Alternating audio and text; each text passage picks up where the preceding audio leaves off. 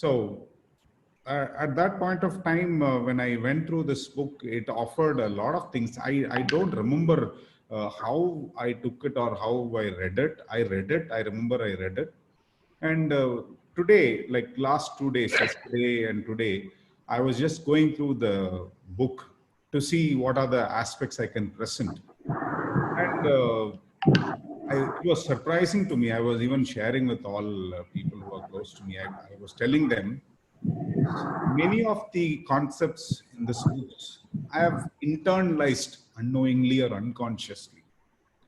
That is the power of book. People who know me will endorse, if I won't say 100%, but I wish I have internalized 100% of what this book is offering, because such valuable inputs about dealing with people. But I know in most of the places, in most of the chapters, I was able to connect myself with this book. So why I'm saying this is to say how books can impact you, how books can bring some qualities and add values in you. So let me move on. We have got 83 participants. That's a good number to have. Okay.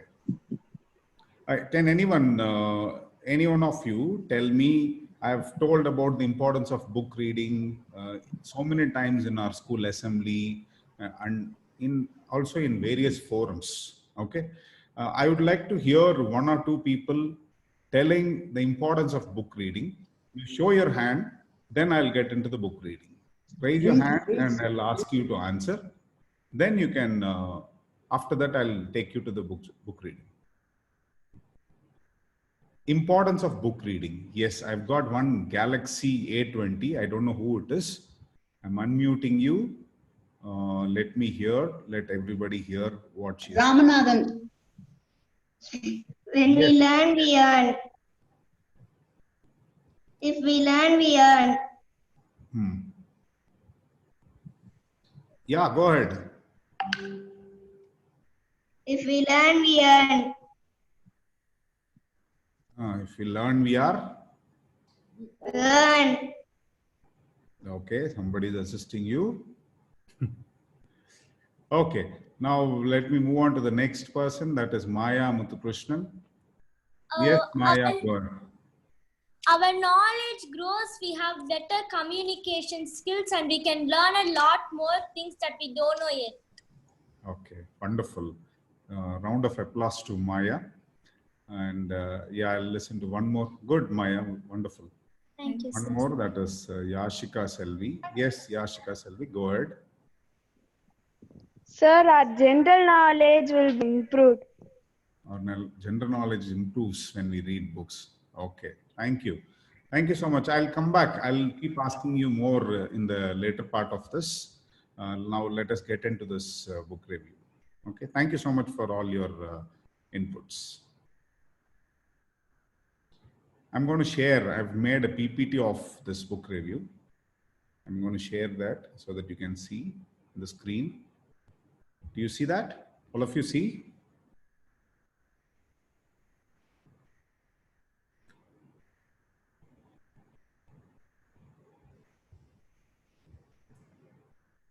Okay.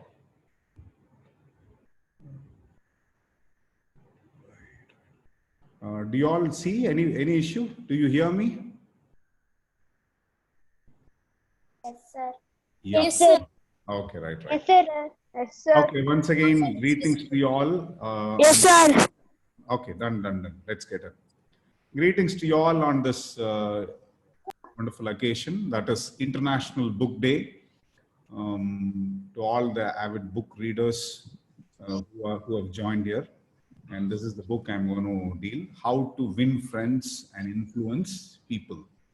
So the author of this book is Dale Carnegie. He lived between 1888 to 1955. He started initially as a trainer. He was tutoring people about public speaking skills, and that is what he was doing. He used to take classes to people to develop their public speaking skills, especially salesmen, in order to reach out to people and increase their sales. That is what he was initially doing. But later he found that more than speaking skills, people lack in one more, people lack in one of the basic requirements of handling people. That is how to move around with people, how to win over people. This is what the salesmen were lacking. They were good speakers. They were trained to be good speakers, but they did not have enough knowledge how to handle people. Because as a salesman, you move around with people, you meet customers, you meet your suppliers, a lot of people you have to often interact with. But the salesman did not have such a quality, and he was wondering how he can help. And he searched a lot of books in this connection to see if there is any book which helps people to understand or people to learn the knowledge of meeting people and winning people. And to his surprise, he did not find any good books at that point of time. So he decided to do a book on his own. He decided to write a book on his own. So for that, he started collecting. To write a book, people in those days, or most of the good books, they are not just like that written. They do a lot of research. They interview people. They study a lot of people. They gather a lot of information, compile them, edit them, bring them into a good structure, and that is when a book is released. So this man also did all that. He met a lot of people. He interviewed them. He has met some of the topmost people of America at that point of time. Starting from one of the richest man in America, Rockefeller, he met some scientists, he met politicians, he met the presidents of America, Senate members of America. He met them, he interviewed them, collected data from them. He poured over autobiographies of some of the influential men of this human history. Some of the great men, how they managed to win over people, how they managed to take people with them, how they led people. Such readings he did enormously. He collected volume and volumes of data. From that, he culled out the essence. He took out the essence. And that essence, what has come out to be a book. Initially, when he published this book, he was expecting only around 5,000 copies of books to be sold. That was his initial expectation. He didn't think that this book will become one of the bestsellers, all-time bestsellers. This book is still one of the all-time bestsellers, released in 1930s. After so much of research, so much of interviews and collection of data from magazines, newspapers, and all that, this book was made. So Dale Carnegie, this is one of, and this is said to be the first self-help books ever come.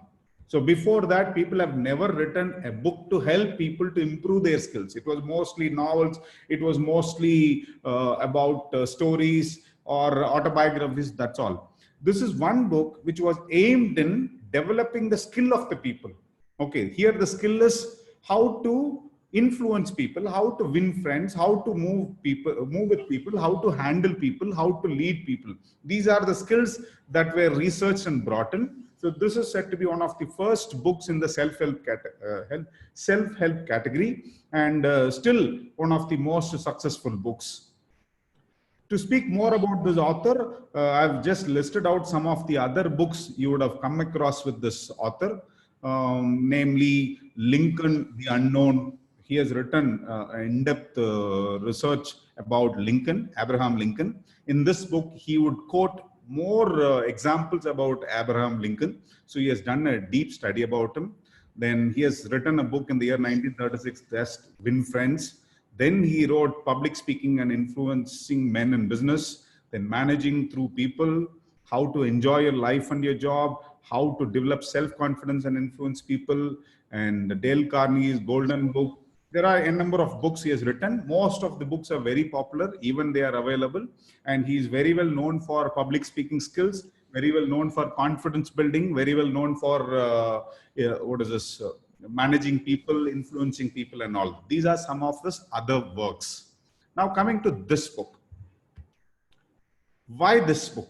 Why he has written this book? Okay. So the reason why he felt was dealing with people is the biggest problem many face. So businessmen, they run a business, they have to deal with people, but they are stuck. Most of the time they are unable to proceed further because they don't know how to handle a customer. They don't know how to handle a dealer. They don't know how to handle a competitor. So there are businessmen who are stuck. Professionals, working professionals like doctors, advocates, there are plenty of people who also have a trouble dealing with people. Employees have their own trouble with their employer, boss, co-employees. And employers have trouble with employees, government authorities. Teachers have trouble with the colleagues, outsiders, parents, students, and students have their trouble with friends, teachers, neighbors, relatives, and households. Almost everybody are in need of some sort of an assistance to handle people, because handling people is considered to be one of the biggest problems if it is not done. So Carnegie felt that this book would definitely satisfy people or give enough knowledge to people how to handle. But though it is there, many are in fact dreaded of people, scared of people, not comfortable with people, comfortable with new people. There are a few people whom we see in the real world who just like that move with people. At ease they will move around. They make friends just like that so easily. And they are liked by everyone. Wherever they go, people like them. People go and talk to them. They radiate so much of positivity. They radiate so much of energy. They are liked and they are wanted. How is that a few? Maybe they acquired the skill from somewhere, from their parents, or naturally they got it. There are so many people whom we see amongst us who already have. But there are also equally so many people are there in the world who have a struggle moving around with people, making friends and dealing with them. So it is very important whether you're already good or you're not good already. It's very important that we need to have people around us, good people around us, because we are human beings. We are basically social animals. We love being recognized with a clan or with a tribe. That's how we evolved. Right from the time, right from the ancient human man, he always wanted to be associated with a group. He loved to be with the people. That is what the natural instinct of the people is. And in order to establish ourselves in the society, we need to be accepted by people. We need to be loved by people. We need to be recognized by people. So that is what this is. And very important. And anybody who succeeds as a leader or as a businessman or as anybody else, it is said that 15% of one's success, if one person is succeeding, 15% of his success comes because of his technical knowledge. So doctor has got technical knowledge. He knows how to operate. He knows how to do surgery. He knows how to diagnose the illness. And a lawyer knows what is given in the law book. A teacher knows what is there in the lesson. So 15% of a person's success comes from the technical knowledge. So out of 100% of your success, 15% comes from the technical knowledge. So where is the remaining 85%? Startling result. 80% of one success is attributed to the skill of human engineering. Beautifully has used the word human engineering. Human engineering is how you are able to move with people, how you are able to get along with people. And that's why it is said winning people and winning friends is so important. One of the very famous philanthropist and richest man, all-time richest man of the world is this man. His name is John D. Rockefeller. John D. Rockefeller is still considered to be one of his families. He's no more, and he's one of the richest men in the entire world. For a long time, for generations and generations, his family is one of the richest families.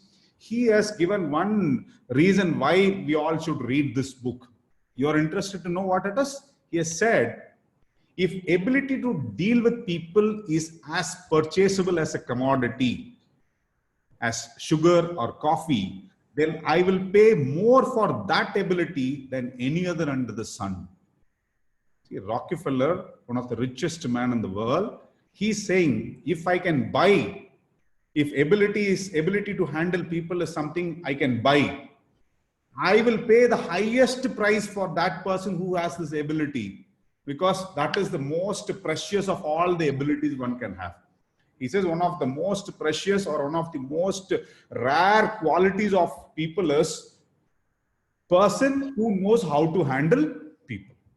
That's what he says. So this book is definitely a boon. If why I'm insisting that you all should read, or why I've taken this book is, in order to be very, very successful in our life, in order to grow in our life, we need to know how to handle people. We need to know how to win people. We need to know how to work along with people. So this book actually contains 4 parts. The contents of this book is divided into 4 parts. So part 1 is about fundamental techniques of handling people, how to handle people, then how to make people like you, how to win people in your way of thinking, how you think and how you wanted your people also to think along with you. And 4th part, how to be a leader. Actually, around 30 chapters are there. It would be really too much. I may need a full day to really go around all the 30 chapters, but I'll try to do justice. I've taken the essence of all those important, which will make sure you are not missing the core essence of the book. I've taken all that, and those are the things we are going to review. Are you all ready? So far clear? Let me take your feedback. Yes? Yes, sir. Right. Yes, sir. Sir.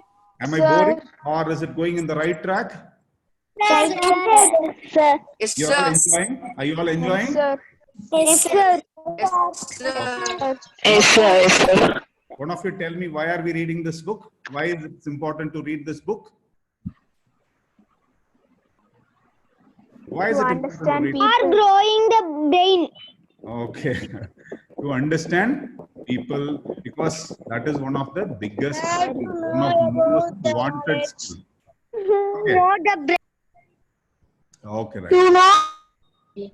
Okay, thank you. To know. Handle people. Okay, I'm going to, right.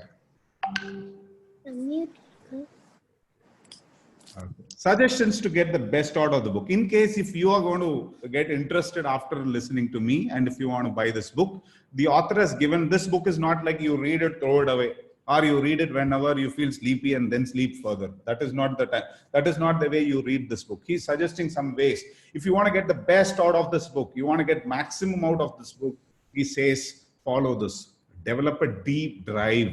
Develop a deep drive is develop a real hunger to know how to handle people, how to win people, how to influence people, how to become a leader. That drive should be there. There should be a strong drive in you. One day then you should take this book. Then read each chapter twice before moving to next. He's saying don't just read, skim through and go away. You won't understand, or you will not be able to use it. So he's saying read twice before moving on to the next chapter. Take one chapter, read it twice and understand it as deeply as possible. Keep asking questions to yourself. Ask as many questions as possible. Oh, is this how? What is he trying to say? Yesterday, Babu Rangarajan sir was telling, you know, how to keep our focus. Always keep questioning yourself. Okay, what is that I'm learning? What is that it says? How is that I'm going to apply? This sort of questions should keep on coming in you. The author also says, when you read this book, keep asking as many questions as possible.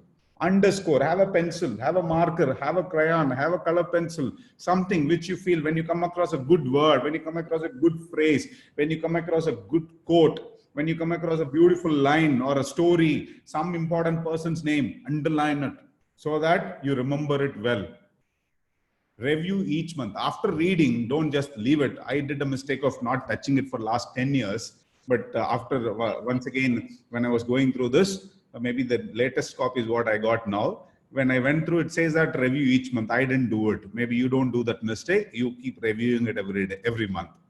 And apply the principles. Whatever you read, don't just read it and keep it as a knowledge. What you do, try applying them. I'm going to share, then you can see.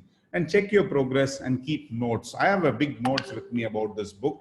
I also check my old book. I have a habit of whenever I read self-development books, I don't read it in a hurry to finish it in 1 week or like that. Sometimes I've done the mistake of trying to finish it in a week, but that has not helped me. Whenever I took time especially some of the very important books, self-help books. I take a lot of time, read, take notes, apply them. I love it to, what to say, you call it as what the cows do? Regurgitate, right? What do the cows do when they, after they munch some food to eat? What do? They move, sir. Huh? They moose. They moose. Okay, it's called as regurgitate, and where the Masticate. cow. Okay. Sir, they hurriedly put it in the mouth and store it in their neck. Yeah, it will swallow it first, and it will have it around its neck, then bring it out and keep on munching further and further, right? Masticating, rightly Premchandraji said. Yes, sir. Okay, so like that, you'll have to keep masticating, keep thinking about. Sir, I am Pranavi. Okay, you only said fine. Okay, right. Okay, sir. Now we are getting into it.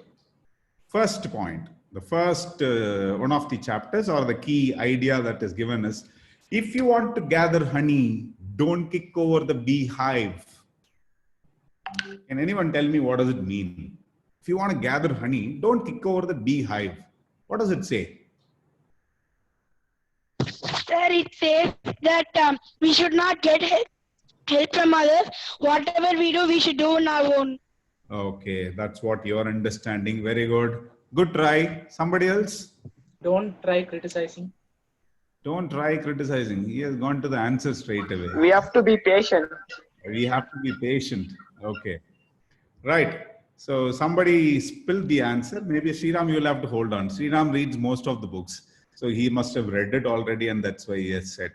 So when you want to gather, let us see. We are going to see some examples and understand this. There was one person by name Two-Gun Crowley.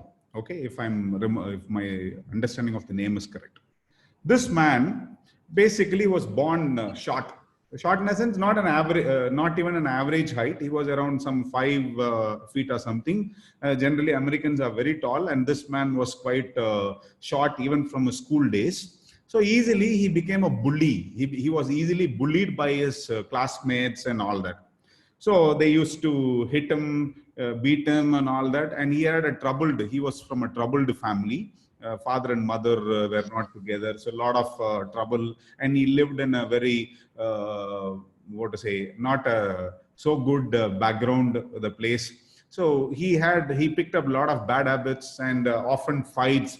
So this man was always like in anger. Anytime he'll have a mood of anger with him, because he always feared somebody would attack him. So he would start attacking anybody before others attack him. That is how his personality changed to be. So he grew up. When he grew up, he used to visit places and people don't permit. And when the people don't permit, immediately he'll pick a fight. And it was initially a fight. And somehow at one point of time, he got access to gun. And at one stage of his life, with a small fight, he took the gun and shot him. And from then, so long he was just doing petty things. Now he became a criminal. So he became one of the wanted criminals. And this, he understood, like, people are scaring to him because he uses gun. So he started using gun whenever he felt he need money, he wants something, whatever he wanted. He, without any hesitation, he'll take the gun out and show the gun and get things from people. And if required, sometimes he has even shot people. So days moved on, he started shooting more people. He became one of the most wanted criminal in the New York City. Okay.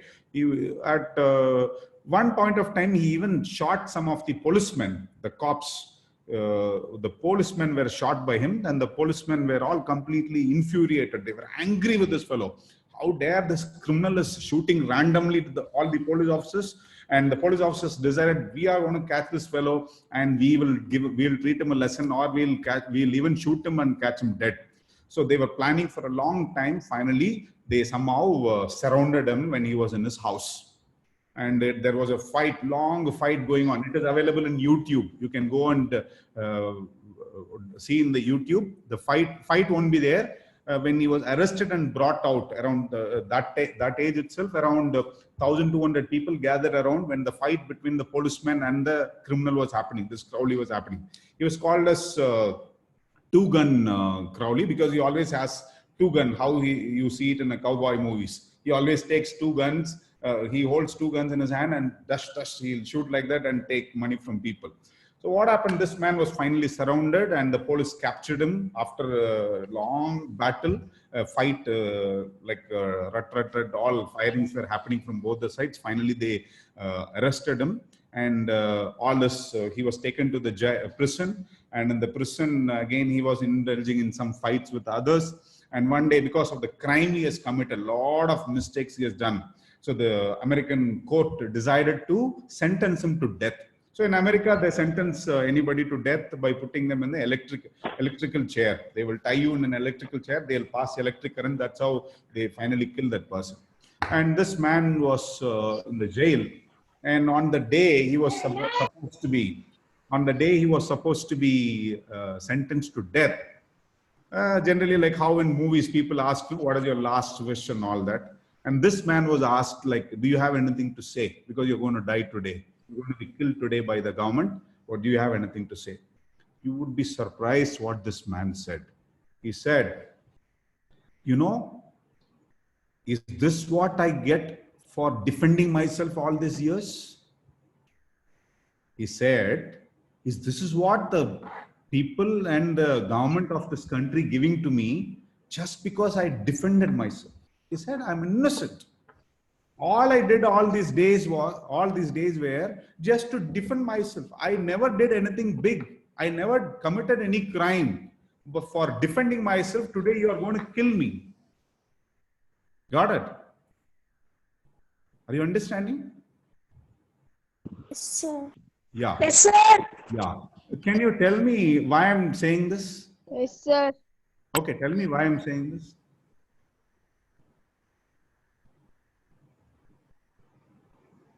The reason is, even the worst of the criminals, one of the most cold-blooded criminals, most dreaded criminals, they feel they were never wrong. They were never wrong. See, it is easy people can easily say, he's a criminal, he has to be shot, you are a criminal, and the people criticize. But even the worst criminal the world has seen, that fellow says, what did I do? I didn't do anything wrong. All I did was defend myself. All I did was defend myself. Somebody is raising hand. Let me see what they are saying. Are you following, my dear children? Okay. So he said, all I did was only defending myself. Then the author, now coming to the author, Dale Carnegie, he was doing research about people. And he wanted to study about all the criminals also. Oh, even a person who has done such a big crime never feel bad that he has done it. He's trying to defend himself. Then he studied some more criminals, and almost everybody were saying, like, I didn't do anything, but these people are punishing me. Then he even met one prisoner, the jail warden, the prison warden, by name Lewis Lawson or something. One of the most notorious criminals are kept in this prison called Sing Sing in America. He went to this prison, and there was one prison warden. Prison warden is the jailer. Okay, he went and met this fellow, and this prison is said to be the most, all the notorious criminals were locked there. So he went and spoke to him. I read what this Crowley said. And do you have anything to say about the criminals? Because this man was working there as jail warden for more than 25 years. He asked.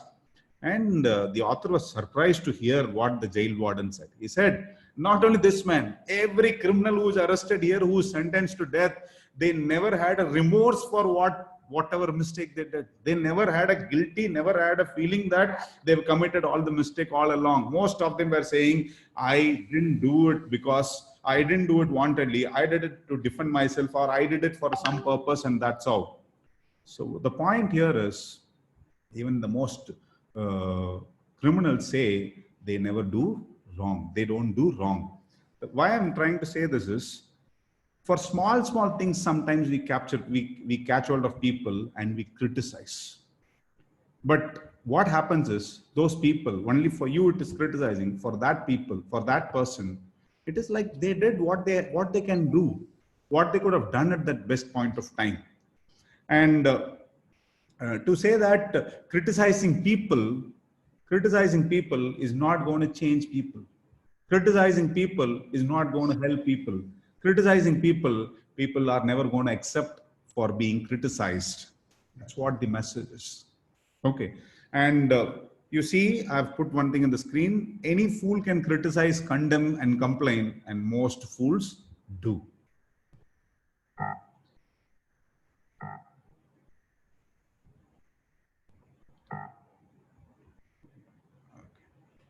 It takes character and self-control to be understanding and forgiving. Don't criticize, condemn, or complain. So we are talking about how to win friends and influence people. The number one golden rule is don't criticize, don't condemn, don't complain on people.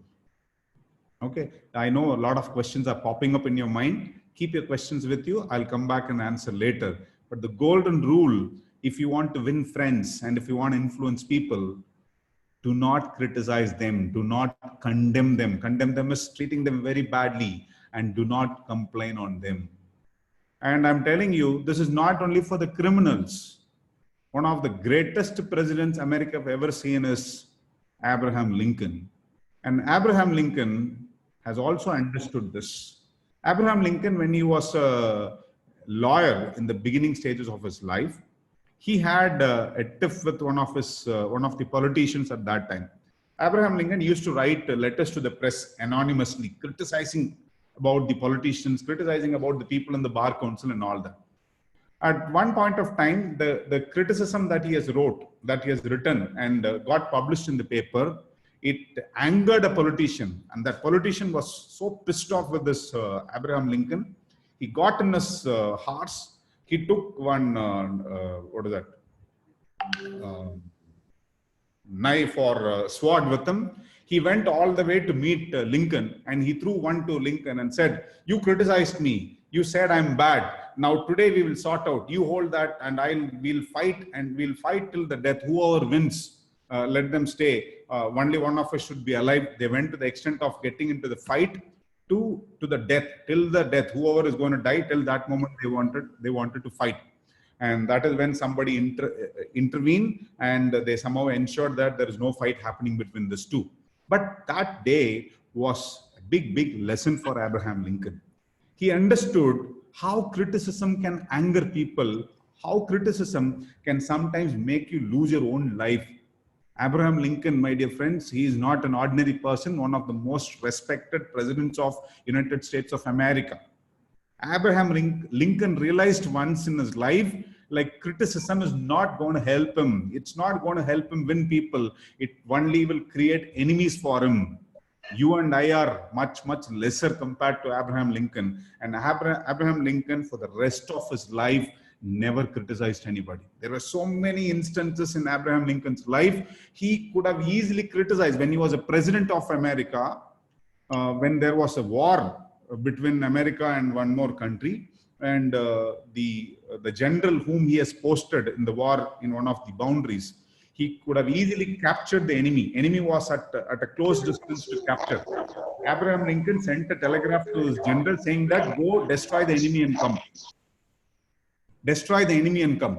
But the general did exactly opposite to that. He never captured the enemy. He left the enemy. And Abraham Lincoln, after hearing the news, he got infuriated. He felt like how stupid the general can be. We are in a war, and we are supposed to capture our enemy and defeat our enemy. And why my general is not doing it? Why my military general is not doing it?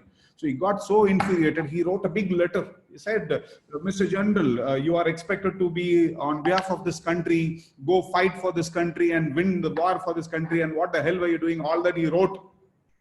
And did the general ever read that letter? No. Why? Abraham Lincoln never posted that letter to the general. He kept it in his drawer. Only after Abraham Lincoln died, when there were so many papers that were taken from his drawer, it revealed to the world that he has written a letter like this. But the whole world knew there was an instant when America could have easily defeated the enemy, but because of the general's action, America could not defeat the enemy. And everybody knew it would have infuriated a president of the country to criticize. But Abraham Lincoln also wrote that, but he never revealed. And why? Because the later interpretation was Abraham Lincoln was not like anybody else. He would have thought, maybe I'm sitting in the White House, I'm sitting in the palace, American palace, with all surrounded guards with them. But I don't know what is the condition of the general out there.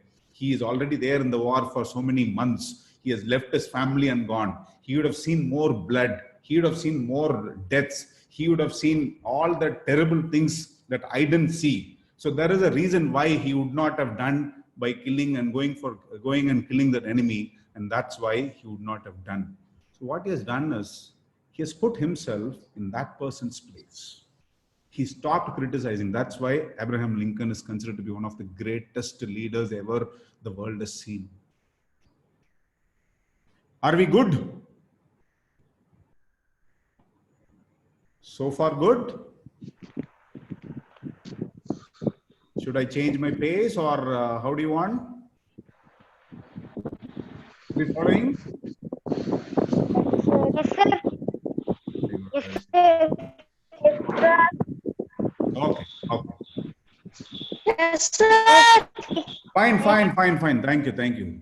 Sometimes I don't want to feel that I'm alone talking. That's why I keep asking questions. Okay, right. Moving on to the next.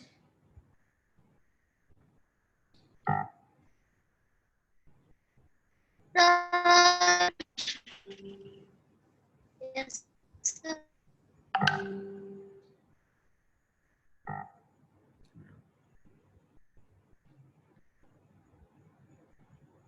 Okay, the second one is the big secret of dealing with people. So we are talking about how to win friends and influence people. There is a big secret of dealing with people. And what is that? The only way to get anybody to do anything is, what would be the answer? To make that person wanting to do it. If you want anybody to do anything, you cannot show a pistol or you cannot show a gun and ask that person to do anything.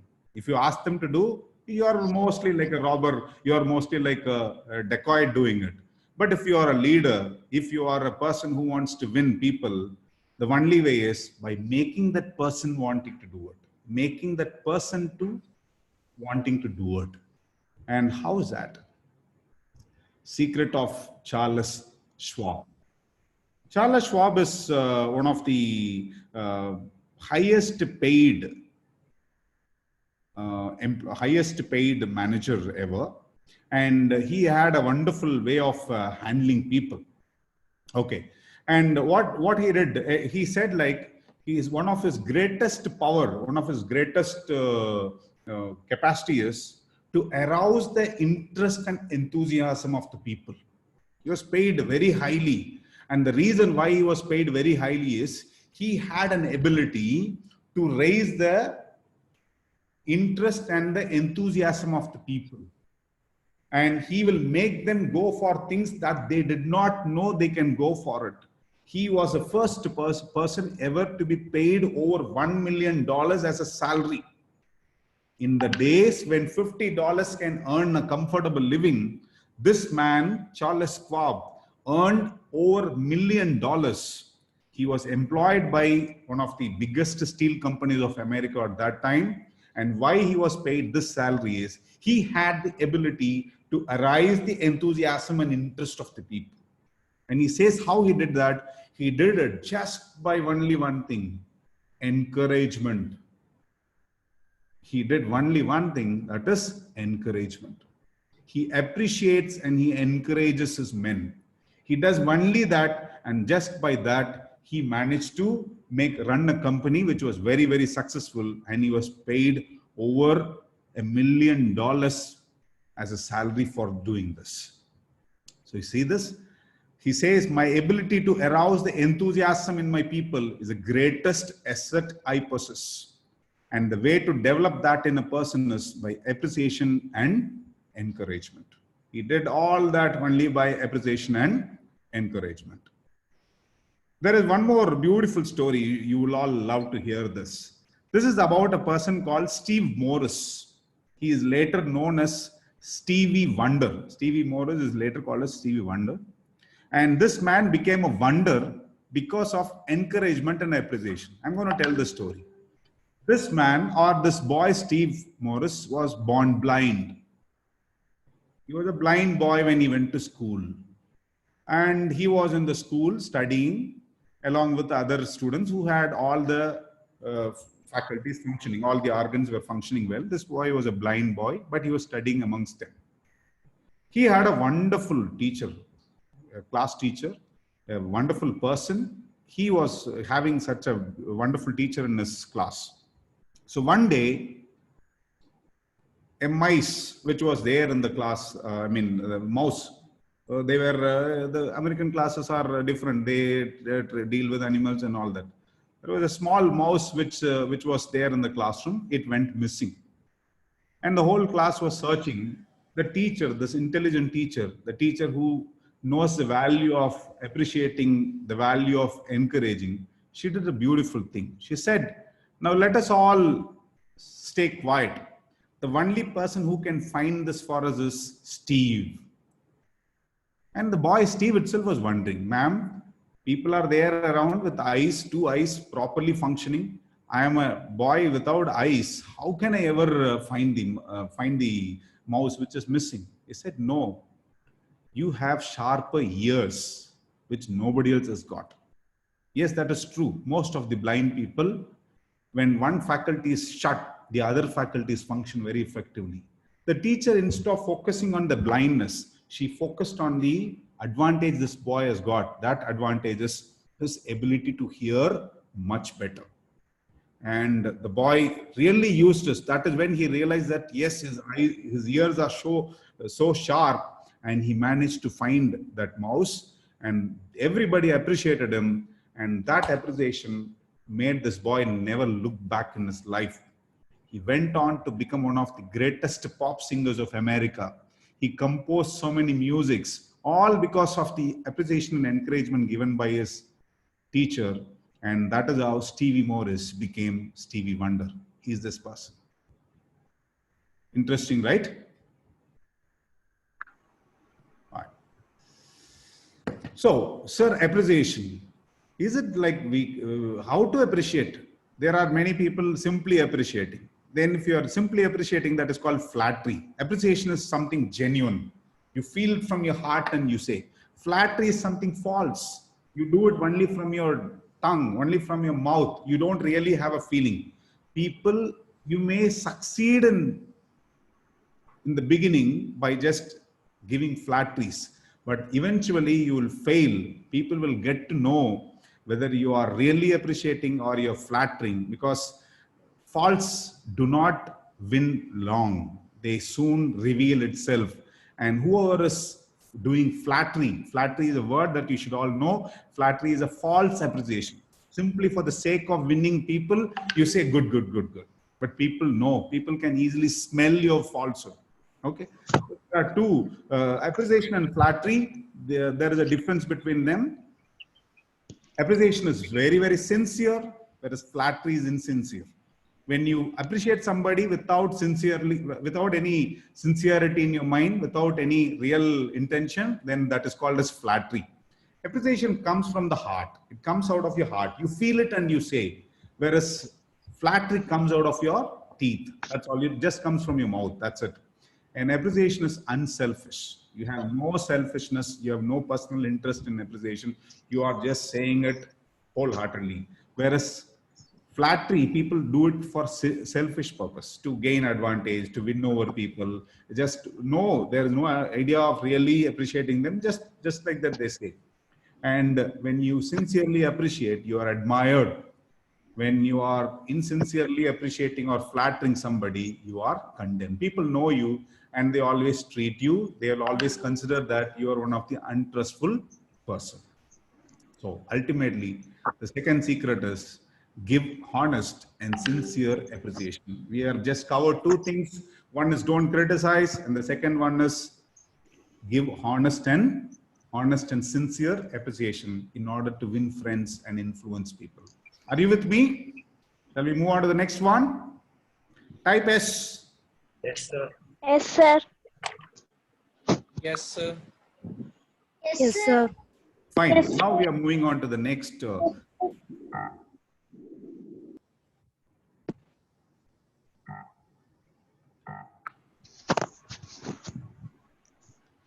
He who can do this has the whole world with him. He who cannot walks a lonely way. The next aspect that we are going to see is he who can do this has the whole world with him. He who cannot walks a lonely way. And what is that? What are you seeing in the picture?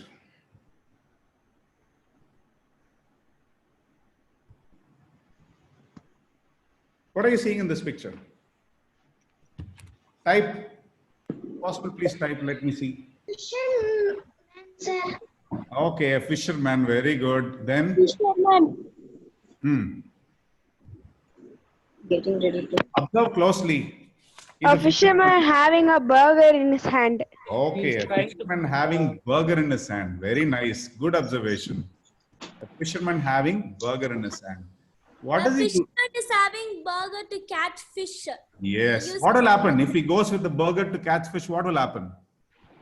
The fish won't like the Fisherman will not get fish. burger. Yeah, he won't get fish. The man is blind. Not Man is blind. He's not blind. He's all right. But he's going for fishing with his favorite food. He likes burger, so he takes burger with him to catch fish. Will fish come for burger? No, sir. It comes No, for, sir.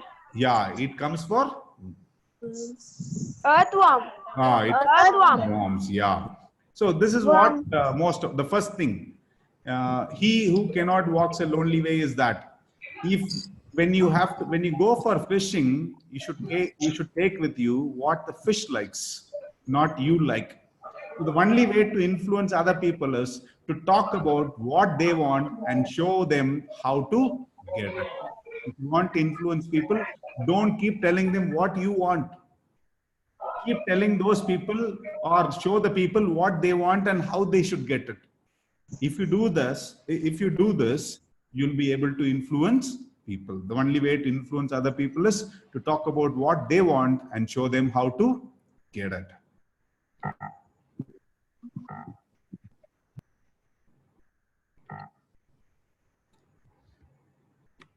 Okay, there is one beautiful example. Once upon a time, there was one very famous writer called Emerson. Very, very famous essayist and writer, philosophical thoughts, wonderful thoughts he used to write. This man was once trying to drive a calf, you know, that younger version of a horse or a cow, trying to drive the calf inside the barn. Barn is a place where these calves stay. And Emerson and his son, they were one son was holding the calf from the front, and the father was pushing the calf from the back, trying to get the calf inside the barn.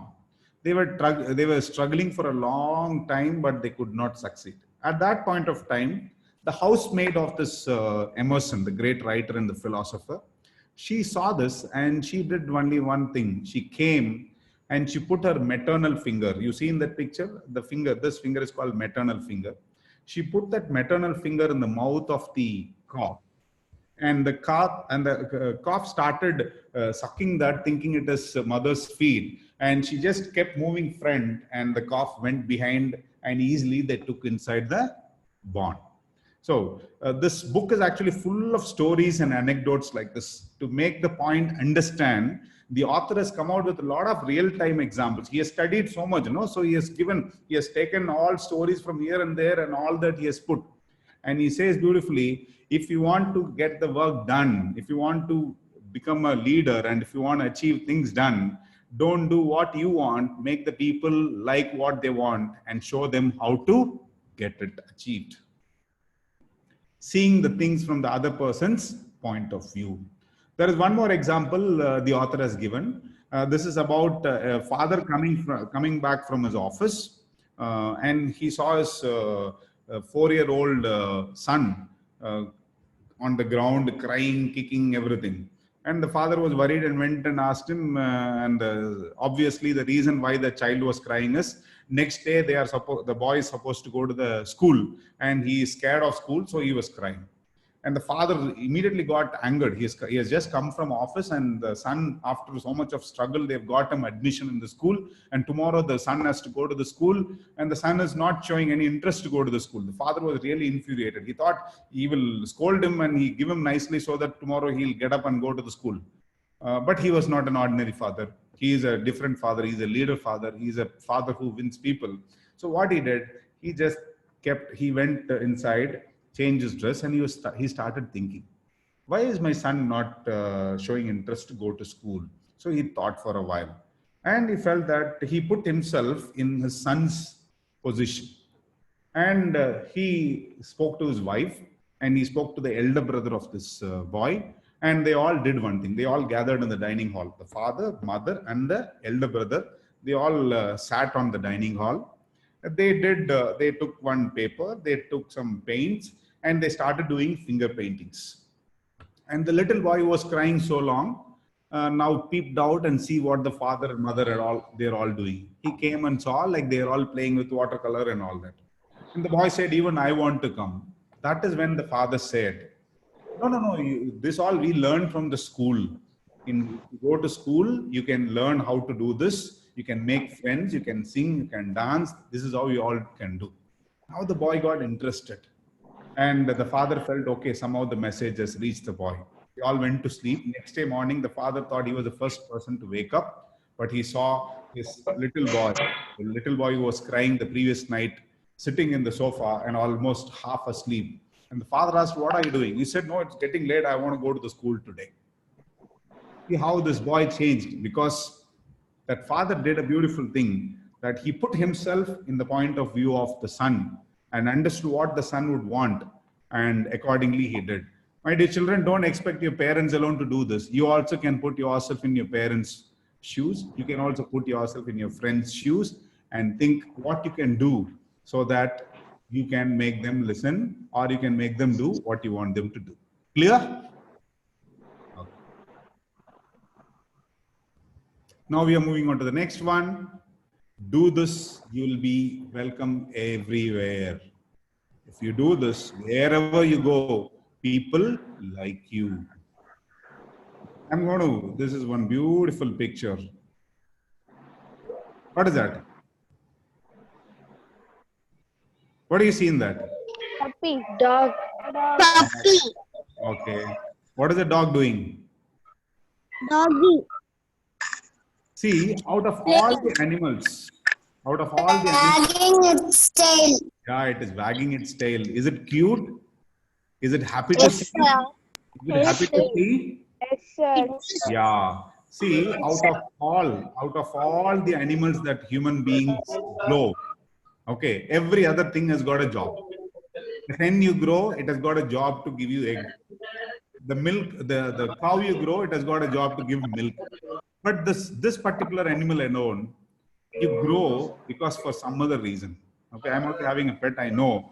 This because you like this dog. You like it because it gives you unconditional love.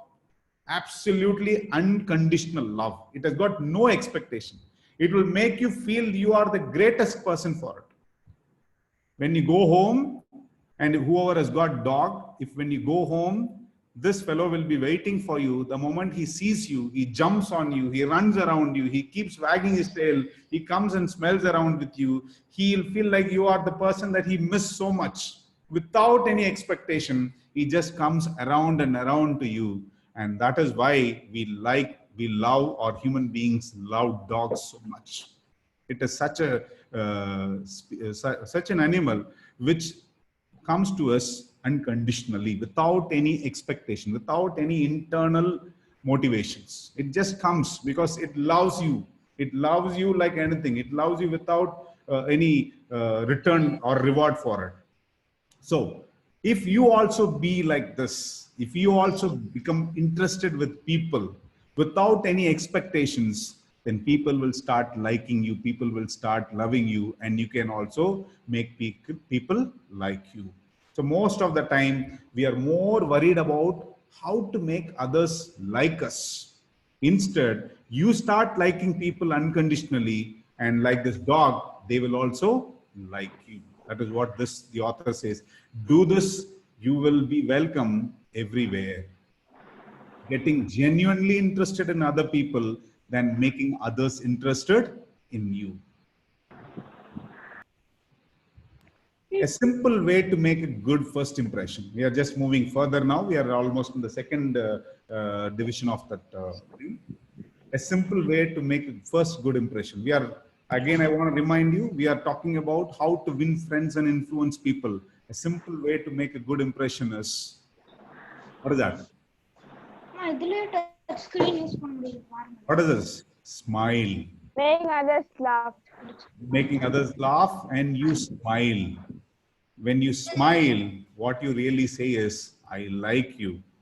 And what you convey is, I'm happy for you. And what you convey is, I really like your company. Okay, having a smile, wearing a smile on your face always. Wear a smile on your face. This is the easiest way you make a first good impression. There are a lot of people wear very posh dresses, very valuable ornaments. But if you miss smile on your face, you're not going to look good. You can never make a good impression, because a smile will tell so much about you. And sometimes if we are not habituated to smiling, what I'm saying is, at least fake a smile and slowly, because there are certain things we feel. People always say emotions come, feelings come, then only actions come. In the smile alone, you bring actions, you'll also get a feeling. You just simply keep smiling, you will be able to bring a lot of positive things or a good vibration inside you. That is what a simple way to make a good impression is: smile. If you don't do this, you are headed for trouble. So to win people, the next important thing is, if you have to do this. If you don't do this, then you're headed for trouble. What is this? This man is called Andrew Carnegie. So we are saying about Dale Carnegie. He is Andrew Carnegie, and another American. He's a very, very famous industrialist, philanthropist, very, very powerful, dynamic businessman the world has ever seen. This man is so special in this. What is that? That is his ability to remember the names of people. He remembers close to 40,000 people's name. He makes everybody to feel personal. Anybody who interacts with him, he will remember his name, remember that person's name in his mind, and he'll ensure next time he meets them, he tells their name and impresses them. So for anybody, their name is one of the most important word they can ever hear. Everybody loves their name. That's why people, after making so much of money, they create a foundation, they create one charity organization, put their name, so that they wanted their name to stay on forever. So names are very, very valuable for a person. And if you wanted to win people, you should remember the names of the people whom you want to win. You have to remember their names. That is how you win them. This particular habit came to this man when he was a small boy. When he was a small boy, he found a rabbit in his farm, in the play yard. It was a mother rabbit. So he brought that rabbit with him and he kept in his home. Since it was a mother rabbit, it soon gave birth to some more baby rabbits, and there was a nest of rabbits in his home. And he managed to have so many rabbits in his home, but he had a trouble feeding them, because he was not a born rich boy. He was a poor boy only when he was born. And he wanted to feed these little rabbits. He was thinking what to do. At that time, he had a lot of friends with him. So he thought, instead of he alone mobilizing food for the rabbits, he thought he'll mobilize food through all his friends. So what he did, he said, okay, all of you get food for the rabbit. I'll also get food, some food. You all get some food for the rabbit, so that the rabbits don't die, they don't starve. And the friends were asking, what do we get? Why should you are only growing? Why should we get food for you? Then he thought for a while and he said, okay, whoever is bringing food, I'll keep your name for one of the rabbits. So all his friends were so happy to see their name with the rabbit, and they all went home and brought food, went somewhere and got food for it. That is when he understood the power of name. How for everybody their name is so important. And that's why, what to say, people crave their names to be called out. There are so many people, even I myself, I very well remember very few people who pronounce my name correctly. When they pronounce my name correctly, I feel so thankful to them. Because most of the time my name is wrongly pronounced. I felt like, why did I have this name? There are a very few people who do it, and I felt happy whenever they pronounce my name correctly. For a grown-up person like me, it is so happy to hear my name read properly. Imagine for anybody else.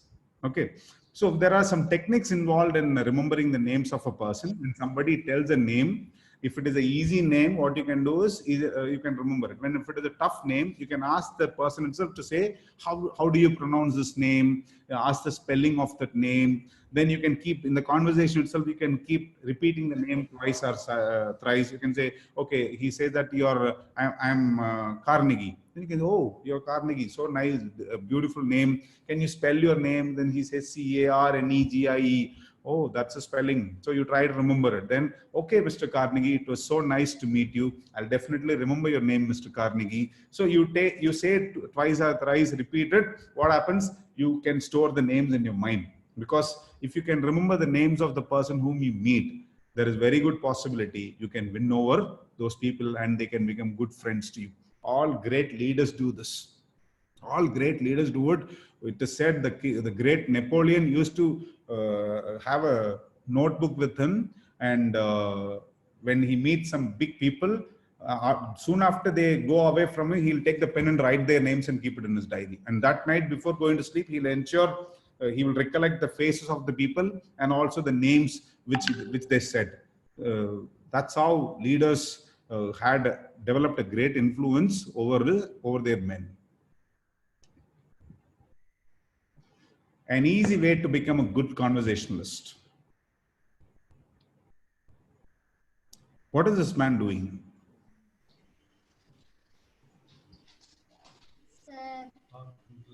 Speaking to his son.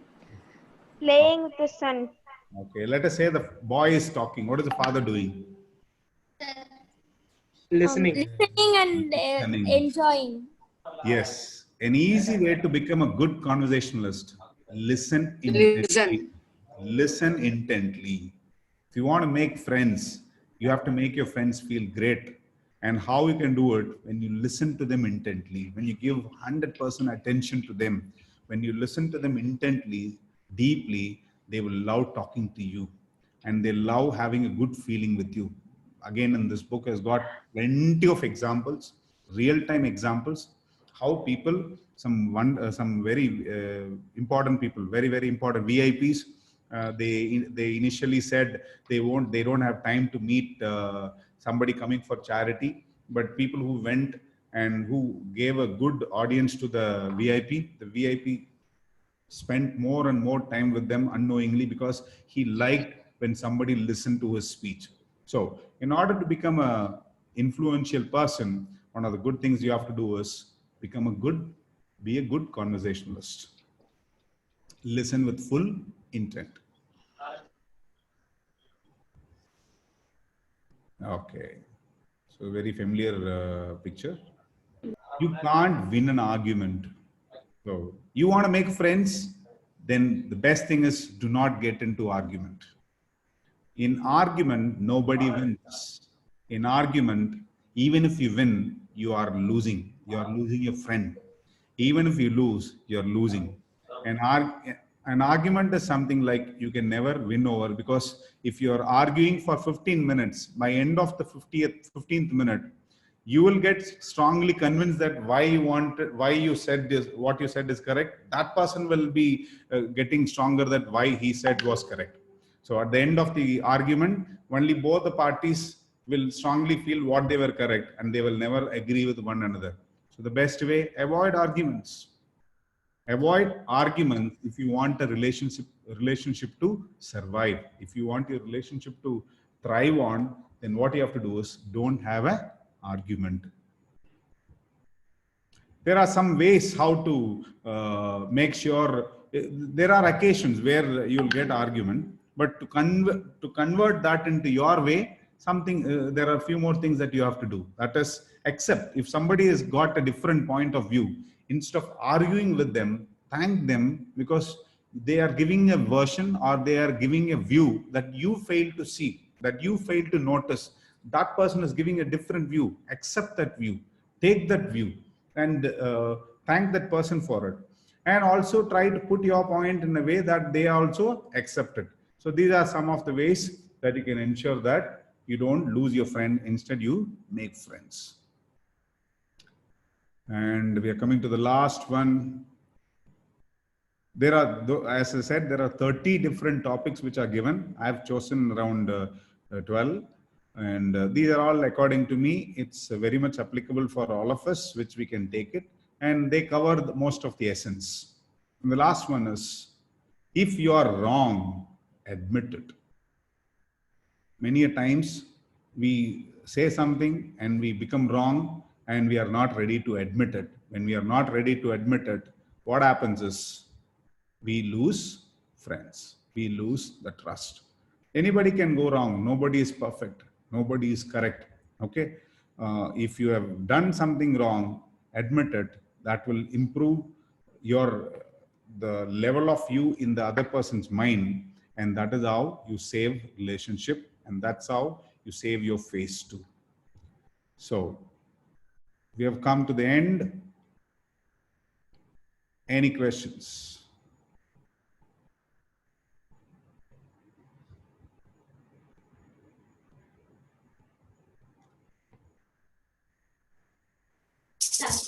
Yes, you can ask questions. Sriram, you've got a question. Go ahead.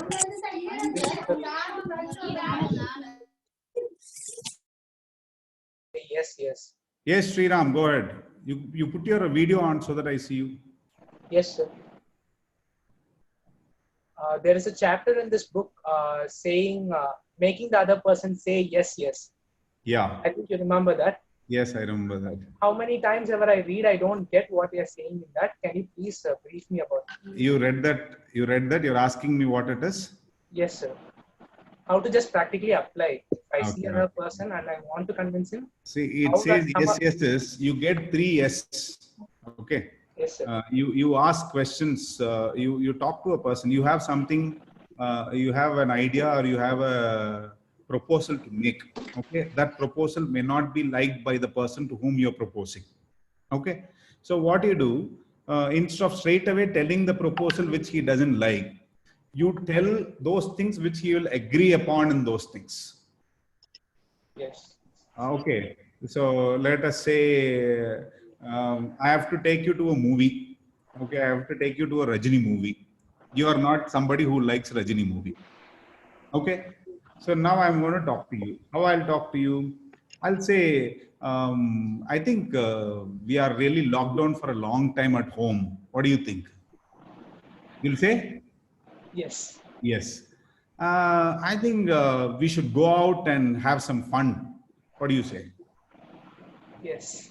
Why don't we just hit on to some theater and watch a movie? Yes. Let us go and see Darbar. Definitely. You got it? Yes, sir. That's what it says. Thank you. Understood now? Sorry, sir. Sriram understood. Yes, sir. Yes, done. Okay. Thank you. Okay, I'll move on to the next person. That is Maheshwari Lingarajan. Yes, Maheshwari Lingarajan. I don't know who it is, but anyway. Yes, ask your question. Show me your face. Madhukara. Okay, tell me. After reading this, you are following this, sir. After? Reading this book, you are following the rules in it, sir. You're asking me whether I'm following all this. Yeah, I'm trying to follow most of the things. Okay, it has helped me. A lot of things I follow consciously. A lot of things sometimes I miss. A lot of things I've already internalized. It has become part of me. That's what I said no in the introduction. I said after reading it for almost 10 years back, I read this book. Only last couple of days I'm going through once again. I found a lot of things resonating with me, matching with me. If not 100%, to a greater extent, I do follow what is there in this book. Okay, that's all now. Okay, now the tendril. Yes, yes, tendril. Sir, you said make the if we want to make some. Sir, you said that if we want to make some person doing something, we have to make them wanting to do it, sir. Yes, What is correct. mean by that, sir? Making them wanting to do is like you should arouse the interest in them to do. Yeah, I'm not saying about these are all applied for good things. So let us say we have a your house competition comes, CCA competition. Okay, you are a house captain of your house. You are a house captain of which house are you? Horatius, sir. Huh? Horatius, sir. Okay, you are a Horatius team person. You like your team? Do you like your team? Sir. You want your team to win Yes, sir. PCA sports and all that? Yes? Yes, sir. Yeah. Yes, So sir. you know that if your team has to win, you alone cannot go and win. You'll have to make every Horatian to participate. Correct, no? Yes, sir. Yes. So what do? Yes. You go tell your friend, see, cross country race is coming up next week. Get ready. We have to. Horatius has to win, and that friend is not at all interested in running. Okay. Okay. Okay. Now what will you do? You say if you don't run, I'll beat you. If you don't run, I won't talk to you. That won't work. Instead, you try something. Yes, sir. You say, see, running is a very good event. Running is a very good event. It will improve your stamina. It will keep you healthy. And moreover, it is a team event. We all will run together. We all will win. Imagine the day when we win the trophy and hold the trophy and run in the ground after winning the cross-country race. Now, when you say all this, what happens to that person?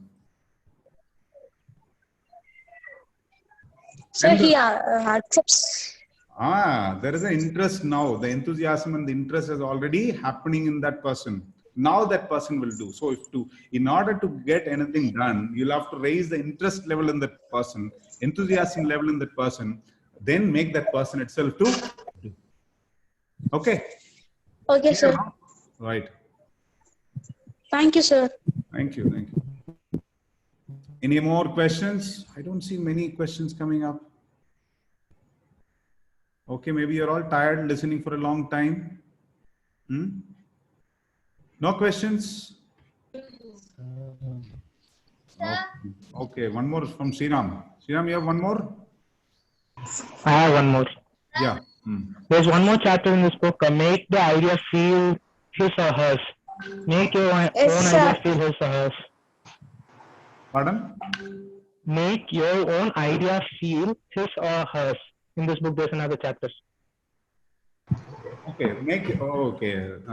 that is actually, if you are in a brainstorming session, if you are in a group discussion, if you are in one team meeting, okay, let us say again, coming to your school example, you are the head boy of the school. Okay. Okay, Sriram, you are the head boy of the school. You wanted to bring some discipline in the students and you have your own teammates with you, right? And you wanted everybody to go in line to the dining hall or go in line to the restroom or go in line for the, refreshment, whatever it is. And you know your friends are not going to take it just like that. So what do? You call up your friends and you say, friends, I think the way things are moving is quite unruly. What do you think? They'll say, yeah. Why don't you come out with some suggestion to improve it? What will they do now? They'll think their own ways to how They'll come out with 10 ideas. Right? Your idea is already there. Okay. You don't, as a leader, you should not claim right for anything. As a leader, you should always give the right to the other person. You only sit and watch. give the liberty of enjoying to the other person, you don't claim credit for it. Instead, you give credit for the person who is coming out with. Yes, Got it, sir. Sriram? Got it, sir. Okay. Thank you, sir. Thank you. Okay, next, Rahul. There is a question. Yes, sir. How to gain trust from friends? How to Gain trust from friends. How to gain trust from friends? See, trust is something which has to be built. It takes a long time to build trust. A very short incident to break trust. It takes a lot of time to build trust. One instant can break the trust. Okay. So be consistent, be truthful. Whatever things I suggested here, they are all not techniques. They all should be practiced from the heart. Be genuinely practicing it. If you are truthful to your friends on a consistent basis, on a long time, with true intentions, with real love and affection on them, the trust will definitely get built and you will win the trust of your friends. You have to be truthful, that's all. No shortcut. Okay, sir.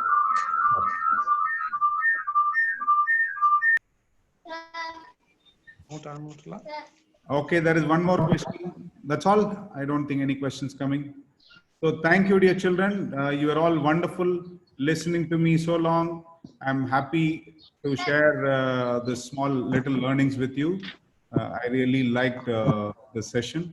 I'm looking forward for such things from every one of you when you come for your book review. I'll be. It's a great platform to develop yourself. Do not miss such opportunity. Thank you so much, sir. Yeah. Sir, I have a question, sir. Yeah, who's this? No, you see, learn the etiquette. Raise your hand in the group. Because if everybody is talking just like that, we won't know. You do the step. I'll wait for you. You raise your hand in the chat box. You go to the participants and click that. The list will come. There you go at the bottom and there is a symbol called raise your hand. Raise your hand. Do it. I'll wait for you. I'll definitely answer you. Have you found it?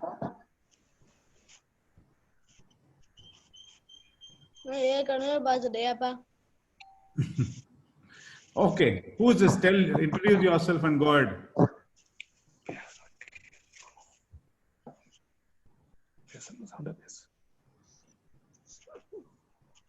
Who is this person? Who has got a doubt now?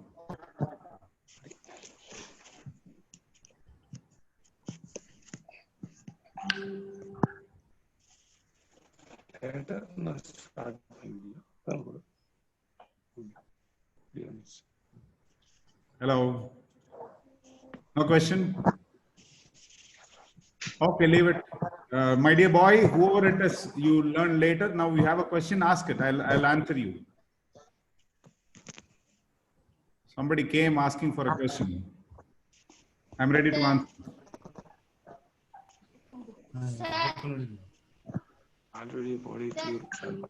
Okay, tell your name. Tell your name. Okay, Manvik. Tell me, Manvik. No, sir. You told that do not criticize others. That why political leaders criticize each other. Okay, political leaders, they criticize the people whom they don't want to get closer with. They won't criticize people. If they criticize people, people won't vote them. Are you getting my point? They'll criticize the people whom they don't want to get closer with. Okay. Yes, sir. Okay, dear children, it was a pleasure talking to you all. Meet you some other time with more inputs. And thank you so much. Thank you, sir. Thank you so much. Yes. Thank you, sir. Thank you all. We have a lot of thanks now. Dear children, please take. Sir, I have a doubt. Yeah, who's this? Quick. Sir. Introduce yourself. Thank you, sir. Who's the doubt? Okay, leave it. I want all of you to fill a feedback. Thank you, form. sir. Okay. I want you all to put your feedback in the group. How you liked it, what you liked, what you didn't like, what is that improvement we need. All that you can put in the group. Okay. Thank you. Yes, Peter. Okay, sir. Yes, now we have a lot of thanks from Tarun from grade 9. Tarun, you can give a lot of thanks. What of thanks, sir?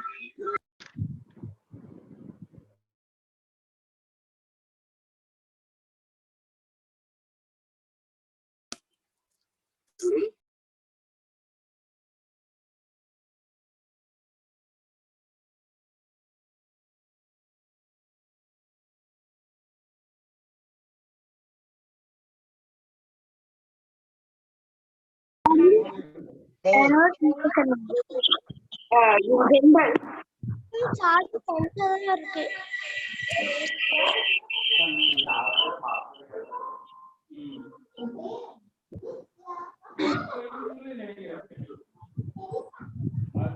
Tarun, you can give a lot of thanks now.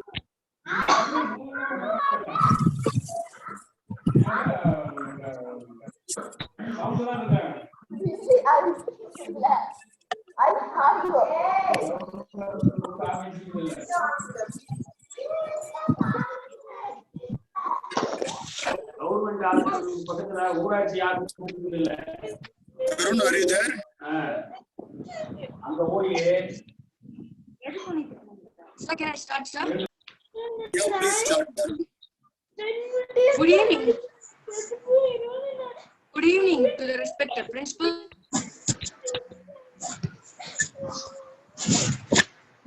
To propose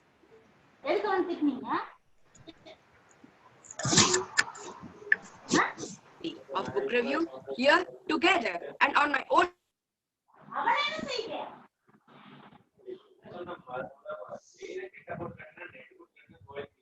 For greasing your important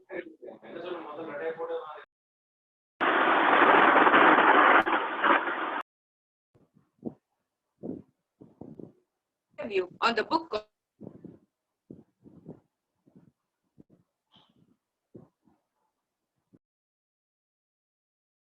and it was my immense pleasure to give vote of thanks on this special occasion.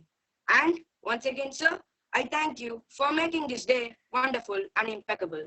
Thank you, sir. Thank you, Tarun, for your wonderful vote of thanks. Thank you all so much. We'll meet in the next book. Thank you all.